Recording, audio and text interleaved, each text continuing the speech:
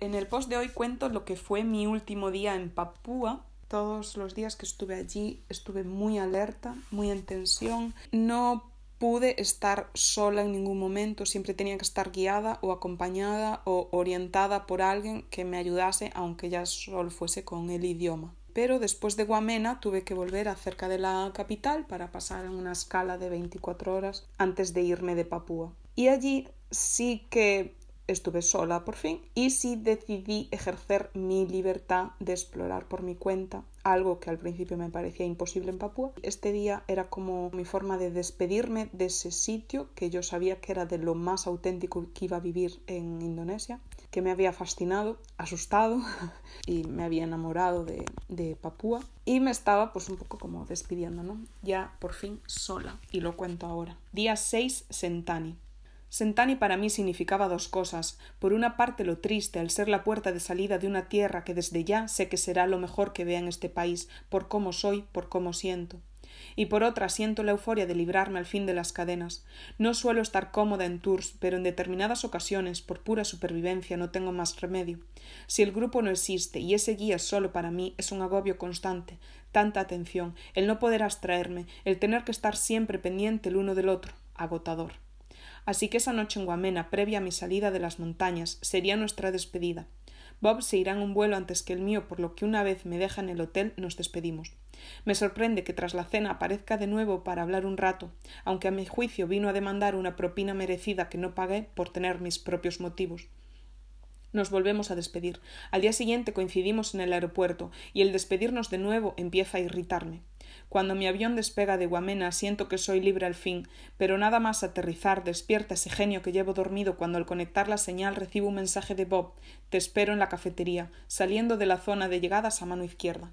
No puedo más, y aunque pueda parecer irracional, enfurezco. Se ofrece llevarme al hotel en coche, pero todavía no sé a qué hotel me interesa ir. Después de 5 días desconectada, quería tener un tiempo para valorar mis opciones, descomprimir, recalcular ruta, y Bob, con ese ofrecimiento tan amable, me está obligando a decidir inmediatamente cuando no tengo por qué hacerlo. Pero la rendición llega, y acabo antes subiendo a ese coche que intentar explicar en inglés el por qué siento lo que siento, que sin explicación sencilla sí tiene para mí todo el sentido.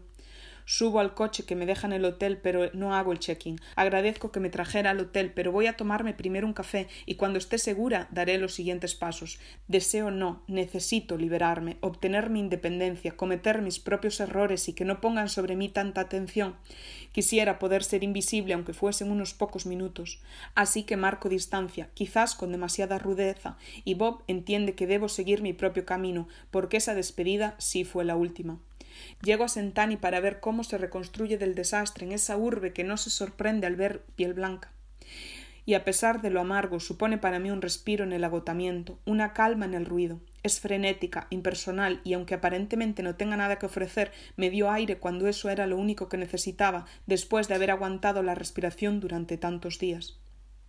Oxigenada y libre me despido de Papúa en el lago Sentani, con viento intenso, una lluvia que amenaza, un arco iris constante a mis espaldas y una puesta de sol increíble. Siento que me bendice esta parte del planeta y ambos nos decimos en esa melancolía hasta otra. Y ojalá sea pronto, pero empaco mis cosas y me voy a otras zonas de Indonesia, voy buscando otros lugares remotos, pero nada será como Papúa, nunca estaré tan escondida como en esa cocina de las montañas. Creo que podría empatizar con el movimiento Free Papúa tras un juicio demasiado ligero.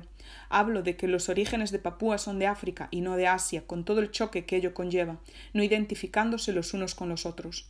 Al margen de que económica y políticamente interese que pertenezca o salga del país, hablo de que, por ejemplo, la base de la economía y gastronomía de la gente en las montañas es el cerdo, cuando el resto de Indonesia es mayoritariamente musulmana.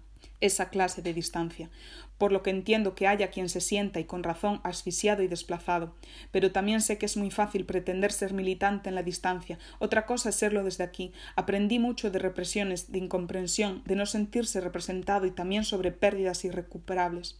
Aprendí sobre el equilibrio complicado entre tradición y progreso, de la influencia que pueden tener las misiones en la propia identidad cultural y en las diferentes formas de librar una misma batalla, pero sobre todo, muchísimo sobre los Dani. Papúa me ha tocado muy dentro en solo 6 días por la forma de mantenerse intacta entre dos países que se disputan su hermandad o quizás su posesión. Papúa Occidental, como demandan los grupos, es libre. Aunque pertenezca a uno u otro gobierno, siempre tendrá esa fuerza primaria, esa naturaleza indomable que me seduce y que ha hecho que todo, absolutamente todo, haya valido la pena.